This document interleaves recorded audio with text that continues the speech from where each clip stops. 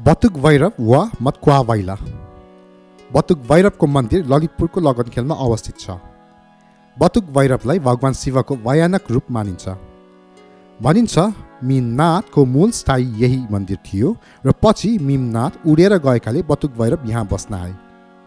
यहाँ मच्छिन्द्रनाथको तान्त्रिक पूजा पनि गरिन्छ। यहाँ हामी गणेश, कुमार जस्ता अन्य देवताहरूको मूर्तिहरू फेला पार्न सक्छौँ, तर मुख्य मन्दिरभित्र भैरवको छवि मूर्ति छैन। अधिकांश तान्त्रिक मन्दिरहरू जस्तै यहाँ पनि ढुङ्गालाई बतुक भैरवको रूपमा पूजा गरिन्छ। बतुक भैरवको साहित्यिक अर्थ बच्चा भैरव हो।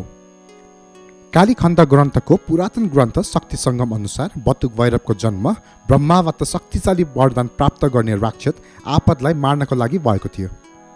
आपतले आफ्नो शक्तिको दुरुपयोग गरी तिनैवटा संसारमा विध्वंस मचायो। स्वर्ग, नर्क र पृथ्वीमा त्राहिमाम त्राहिमाम मचायो।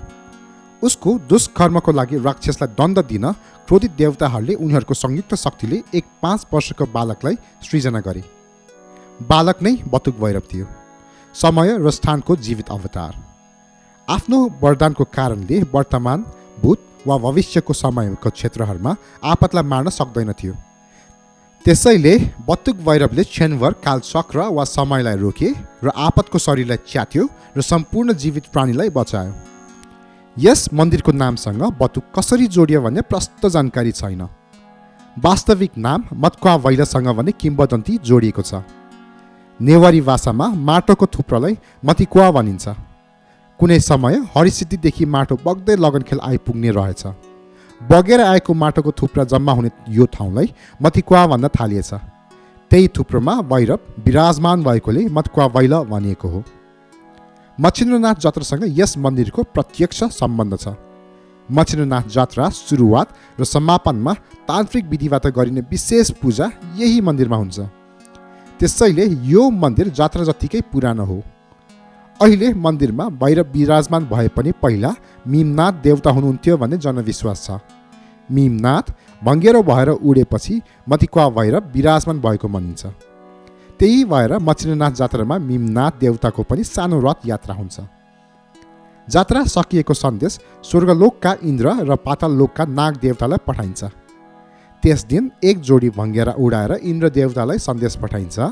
नाग देवता कहाँ सन्देश बतुक भैरव अगाडिको सप्तताल पोखरीमा एक जोडी हिले माछा छोड्ने चलन थियो। अहिले सप्ततालको नाम निशाना छैन। बतुक भैरव मन्दिरसँग अर्को किम्वदन्ती पनि जोडिएको छ। यहाँ भैरवले काठमाडौँका महाकाल, सङ्कटा र पशुपति गरी दिनमा 3 रूप लिने मान्यता छ। यही विशेषताका कारण काठमाडौँका मारवाडी समुदायले पनि मन्दिरमा पूजा गर्न आउँछन्। व्यापारका देवता मानिने भैरवको शनिबार मारवाडी समुदायले विशेष पूजा गरिन्छ।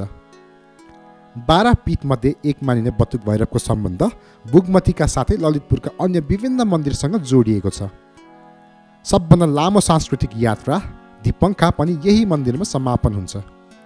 यो जात्रा पाटनको नागबहालबाट सुरु भई हरिसिद्धि, बुङ्गमती लगायतका ठाउँका विभिन्न मन्दिर परिक्रमा गर्दै मत्क्वा भैरव वा बतुक भैरवमा पुगेर सकिन्छ।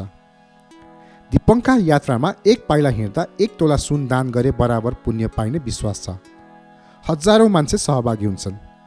असोज शुक्ल पूर्णिमा, रेवती नक्षत्र, हर्षण योग, आइतबार वा सोमबार र सङ्क्रान्ति लगायत 5 योग मिलेपछि मात्र यात्रा सुरु हुन्छ। यी सबै मिल्न वर्षौँ लाग्छ।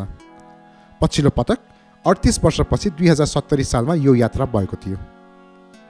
भैरवहरू तान्त्रिक देवता मानिन्छन्। उनीहरू भैरवीसँग पूजिने हुनाले शक्तिपीठहरूमा भैरवको पनि स्थापना गरिएको पाइन्छ। बतुक भैरवको स्थापना पनि तान्त्रिक विधिबाट गरिएको भनिन्छ। यिनको पूजा भैरवी साथ हुने गरेको छ। पौराणिक कथा अनुसार लिच्छवी कालका राजा अंशुवर्माले 595 देखि 621 सम्मको बीचमा प्रयाग भ्रमणबाट फर्किएपछि यस मन्दिरको निर्माण गरेका थिए। यो मन्दिर विक्रम सम्वत 1991 सालमा जुद्ध शमशेरले जीर्णोद्धार गरेका थिए। मन्दिर छेउ 2वटा पाथी पनि निर्माण गरिएका छन्।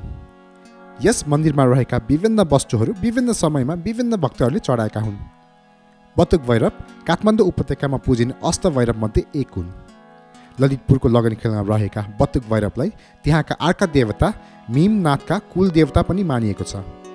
बतुक भैरव मन्दिर 1 तोला प्यागोडा शैलीमा बनेको छ। यस मन्दिरको छाना तामाले बनेको छ। स्थानीयले विवाह, व्रतबन्ध लगायत गुठी पूजा, भोज जस्ता सामाजिक जीवनसँग जोडिएका समारोह पनि यही मन्दिरमा आयोजना गर्दै आएका छन्। अन्य मन्दिरहरूभन्दा फरक यो मन्दिरभित्र मूर्ति छैन, बरु ढुङ्गाको पूजा गरिन्छ, किनभने भित्री गर्भगृहमा भगवान गणेश, भगवान कुमार र देवी कुमारीको साथ भैरव छ। धन्यवाद।